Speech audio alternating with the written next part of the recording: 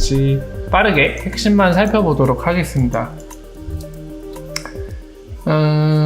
드림나우가 트윗을 남기긴 했는데 세션에 참가하는지는 모르겠네요. 일단은 리프사 지금 저희 행사장에 런던에서 진행되고 있는 2019 시보스 여기 리프사 부스가 이렇게 생겼다고 하네요. 이쁘게 꾸몄네요. 여기 그리고 키오스크는 아닌데 디스플레이라고 해야겠네요. 여기 리플레이 어떻게 작동하는지 이렇게 디스플레이로 전시도 해놓은 모양입니다. 상담도 하고 뭐 고객도 유치하고 하겠죠. 홍보 활동을 위한 부스니까 상당히 예쁘게 꾸며놨네요. 가보고 싶네요. 가보고 싶지만 현실은 가기 힘들다. 그리고 이거는 아까 살펴본 스페인 중앙은행의 리프사 초대했던 내용이고, 그 다음에 벡트가 라이브로 들어갔죠, 여러분들. 벡트 지금 계약 건수 확인이 되나요? 한번 잠깐 보러 가죠. 벡트가 라이브 들어갔는데 왜 거래량 보이니? 한번 거래량이 보인다고 하면은 보이네? 아니다, 가격 볼륨 나오네요. 자, 29개 좋습니다. 아주 그냥 29개 29개 거래됐어요. 아주 잘하고 있어요. 29개 스타트한 지는 지금 인트라데이라고 되어 있죠.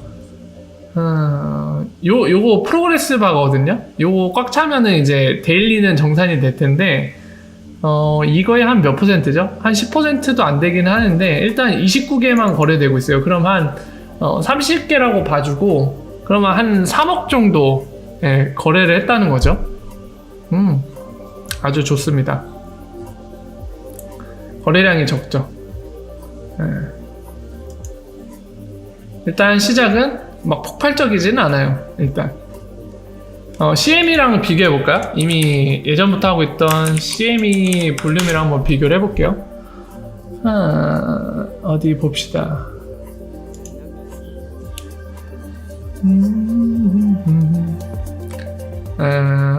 1043개.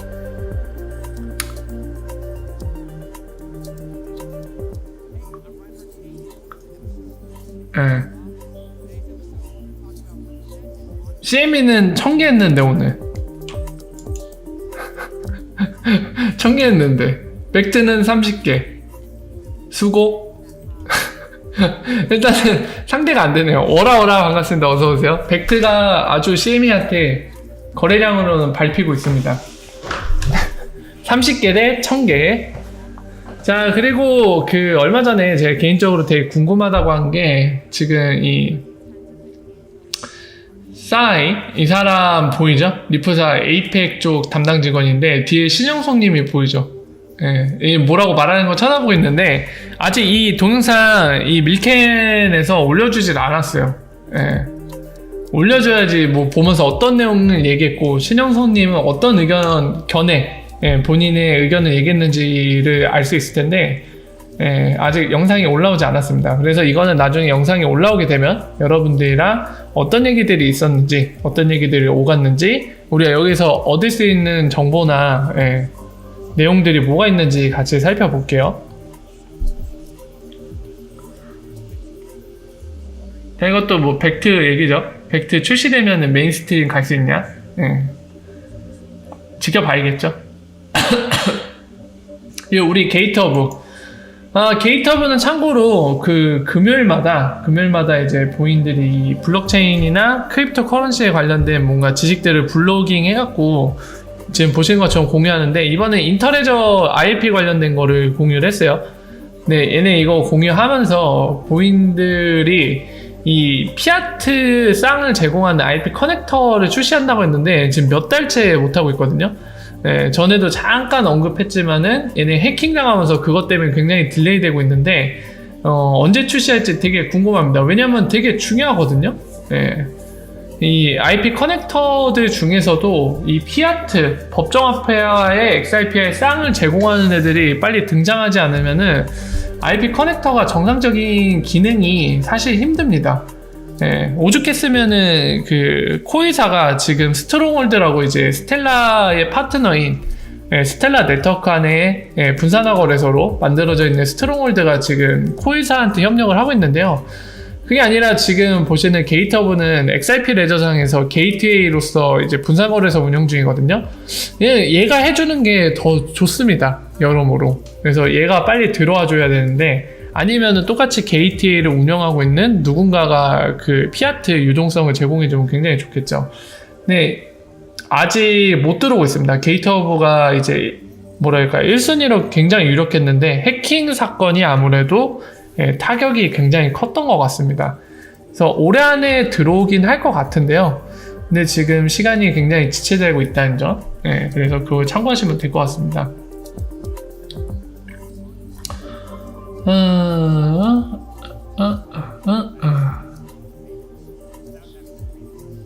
자, 그리고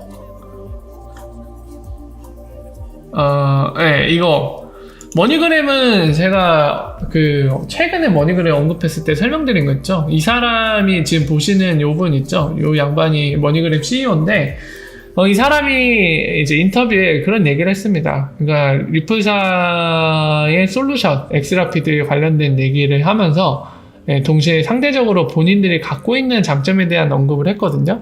그러니까 어떤 얘기냐면 XRP가 굉장히 빠르고 효율이 좋은 거는 맞는데 문제는 이제 유동성이 많이 부족하다는 거를 핵심을 짚어서 이제 가장 아픈 곳이죠, 사실. 그 단점을 얘기하면서 이제 그것과 다르게 머니그램은 유동성을 많이 갖고 있다는 거죠. 전 세계적인 화폐 유동성을 갖고 있다라는 얘기를 했습니다. 근데 제가 예전에 가장 최근에 머니그램 설명할 때 머니그램이 가질 수 있는 포텐셜에 대해서 말씀을 드린 적 있죠. 그러니까 지금 이 머니그램 CEO가 얘기한 것처럼 전 세계의 화폐를 갖고 있다면 뭐가 가능하다고요? 얘네가 마켓메이커 역할을 해서 XRP를 싸게 구매해낼 수 있습니다. 시장 가격보다 낮게. 동시에 마켓메이커의 역할도 하는 거죠. 싸게 구매하면서 본인이 유동성을 제공할 수 있어요. XRP에 대한. 그러니까 이거죠. 예를 들면은 머니그램 지금 미국 본사에 있는데 한국 지사에서 원화를 이제 고객을 상대하다 보니까 이제 원화를 갖게 돼요. 그러면 뭐를 하냐면 예를 들면 업비트 같은 국내 거래소에, 그러니까 예를 들면요, 업비트에서 꼭 한다는 게 아니라 그냥 예를 들기 위해서 이제 여러분들 잘 알고 계신 거래소 하나를 예를 든 겁니다. 그냥 지금 가격이 10,000원이라고 가정해봐요, 설명을 위해서. 그러면 얘네가 뭘 할 수 있냐면 원화를 들고 있으니까 9,999원에 XRP 사겠다고 주문을 걸어놓을 수 있어요.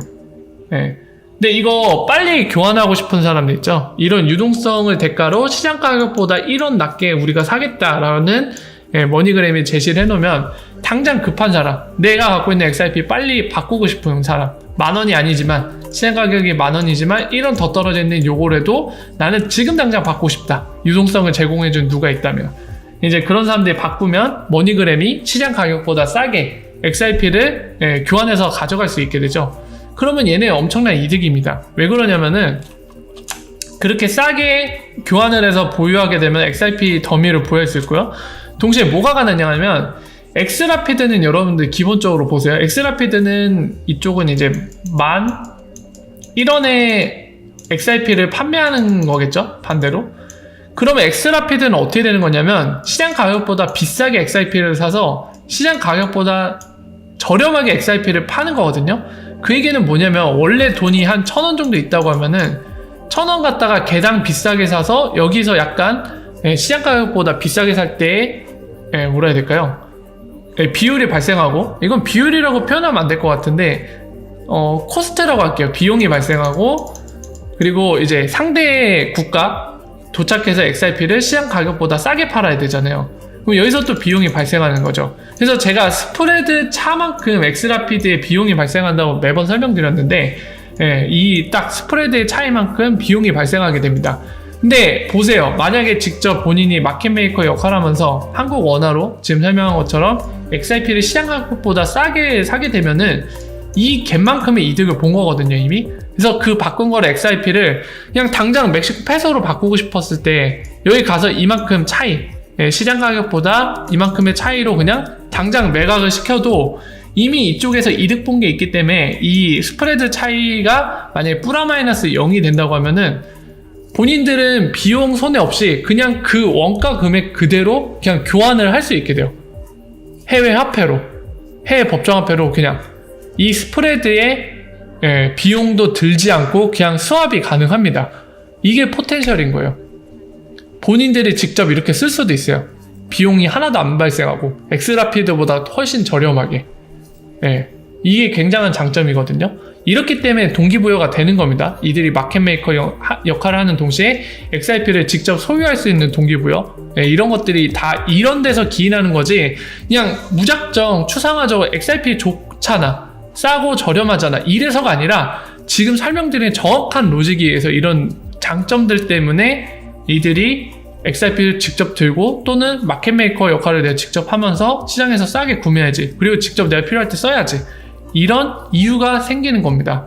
예, 그래서 이런 것 때문에 이제 머니그램 같이 전 세계 화폐를 들고 있는 본인들 비즈니스 성격상 그럴 수밖에 없죠. 그래서 이들이 마켓메이커 역할을 해서 본인들이 유동성을 제공해서 유동성도 늘어나고, 동시에 본인들이 XRP를 더미를 보유해서 쓰니까 볼륨도 늘어나고, 완전 선순환 작용이죠. 그래서 거기에 대한 것들을 이제 이 사람이 그 얘기를 한 건 아니지만, 이제 이 사람 얘기는 바탕으로 리프사가 설계하는 비즈니스 모델상 머니그램이 그런 식으로 본인들이 역할을 해준 쪽으로 자연스럽게 이동하면 리프사도 행복하고 머니그램도 행복하고 우리도 행복해지는 그림으로 갈 수 있기 때문에 거기에 대한 설명을 드리는 겁니다.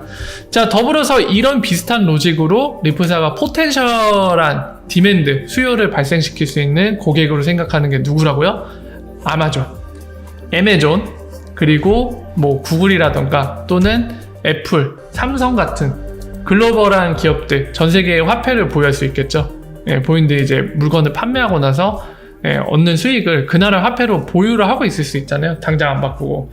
그런 것들을 활용할 수 있는 고객이기 때문에 이들한테서 포텐셜한 그런 수요를 기대를 하고 있는 거죠. 더불어서 아까 예를 든 에어비앤비나 또는 글로벌 기업인 우버라든가 기타 등등, 아마존이 약간 그런 맥락에서 글로벌 기업이라 전 세계 화폐를 보유할 수 있기 때문에 언급이 되는 거죠. 네, 그래서 그런 것들을 기억하시면 될 것 같습니다.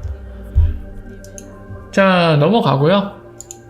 그리고 최근에 많이 논란이 된 거, 코인데스크에서 기사 하나를 내갖고 굉장히 이제 논란이 됐었죠. 실제적으로 이 제이크라는 이제 해외 변호사거든요. 이 사람도 이제 그것과 관련된 걸 얘기하는데, 내용이 그겁니다. 여러분들한테 이제 뭐랄까요, 자극적인 걸 좋아하는, 그러니까 사람들한테 관심을 끌고 싶은 그런 관점에서 접근해서 한마디로 요약하면은 리프사가 이 XRP가 시큐리티냐 아니냐에 대해 아무런 언급을 안 한다는 거죠. 예, 소송에 있어서 뭐라 해야 될까요? 소송을 제기한 쪽, 원고 쪽에 XRP는 시큐리티다 이렇게 얘기한 거에 대해 그냥 대꾸를 안 한다는 거예요.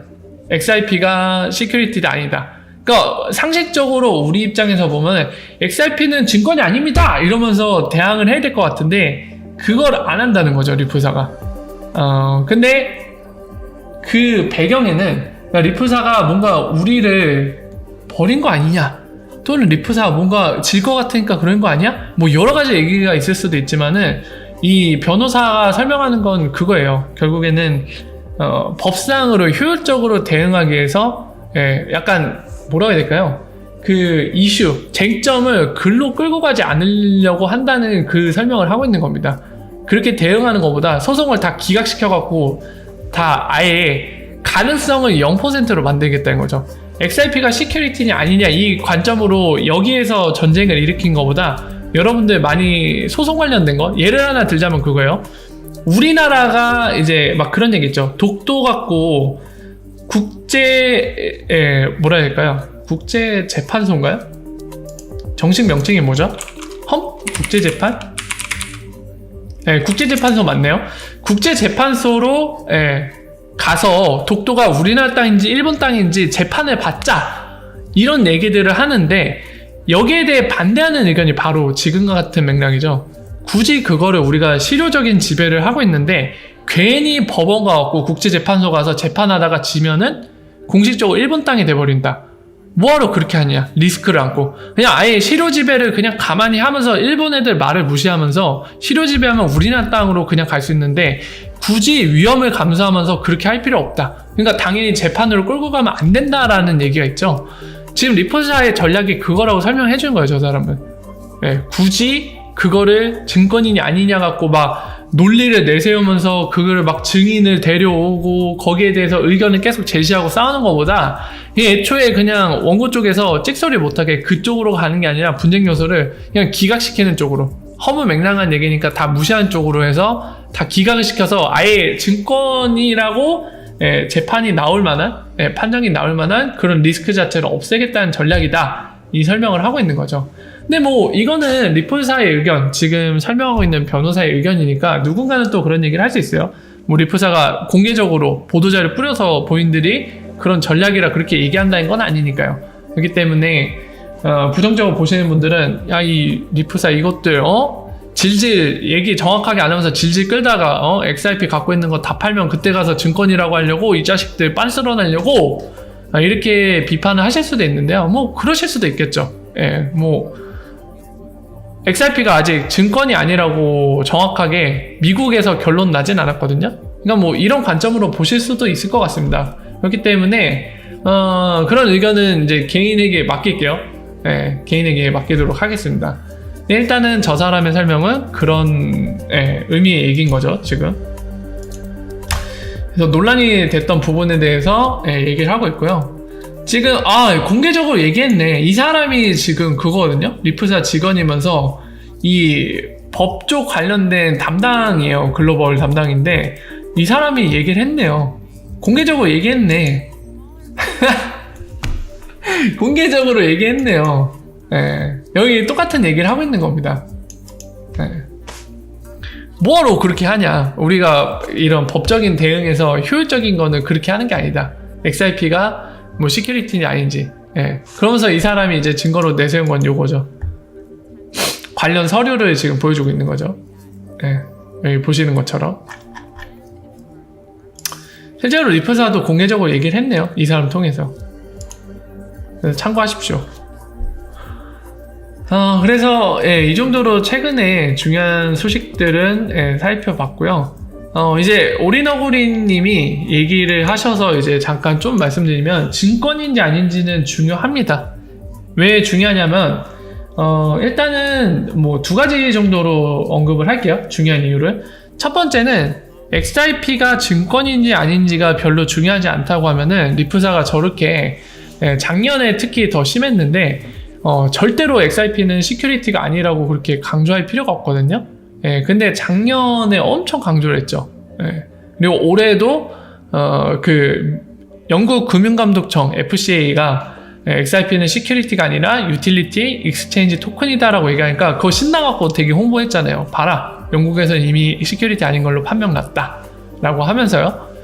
이 문제는 리포사가 이렇게 대응을 하는 거 봐도 중요하니까 그렇게 노력을 하겠죠. 그리고 두 번째 이유는 이제 이런 리포사의 행동에서 거기에서 비춰볼 때 아는 게 아니라 리플사의 비즈니스상으로 실질적으로 이제 체크해보면 알 수 있는 부분인데, 여러분들 생각을 해서 증권이면은 보통 아마 뭐 다른 나라는 모르겠지만 우리나라 같은 경우는 이제 거래할 때마다 거래세 붙고 막 그러잖아요. 근데 외환은 아니란 말이에요. 물론 외환도 특정 조건 하에서는 이제 뭐 원화 갖다 달러로 교환하면 이제 뭐 세금이 붙는 케이스도 있지만, 여러분들 이제 해외여행 다니기 위해서 환전하다 보면은 세금 붙는 거 못 보시죠? 실제로 수익이 나도 세금 안 붙는 걸로 알고 있거든요. 특정 조건이 아니면. 당연히 XRP가 교환하는 거를 통해서, 이런 쌍을 통해서 교환하는 걸 통해서 크로스보더 페이먼트를 처리하려는 건데, 만약 우리나라 증권처럼 교환할 때마다 거래소가 붙어버려 봐요. 그러면은 비용이 더 증가하겠죠. 그러면은 리프사가 원하는 비즈니스 모델이 구현되기가 힘들어집니다. 그렇게 세금이, 각종 세금이 붙을수록. 그렇기 때문에 그 시큐리티 부분도 약간 XRP는 커런시라는 걸 굉장히, 디지털 에셋 또는 커런시라는 걸 굉장히 강조를 하고 있는 거죠. 아니에요. 증권은 절대로 안 됩니다. 방금 설명드렸다시피 증권은 절대 안 돼요. 심지어 작년에 데이비드 슈왈츠가 증권으로 분류되면 거기에 대한 차선책이 없다고 그랬어요. 대안책이. 리프사 입장에서는 XRP가 시큐리티로 분류되면 안 되는 상황입니다.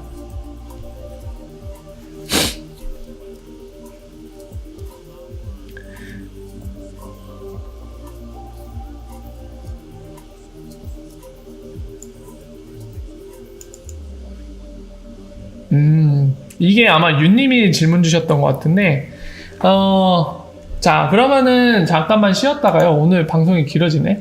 잠깐만, 예, 쉬었다가, 저 물 한 모금만 마실게요. 잠깐만 쉬었다가, 바로 이어서 Q&A 시간 하면서 지금 질문 주신 것들, 여러분들 궁금하신 다른 얘기들 함께 살펴보도록 하겠습니다. 잠깐 물 한 모금, 시간 브레이크 타임 가질게요.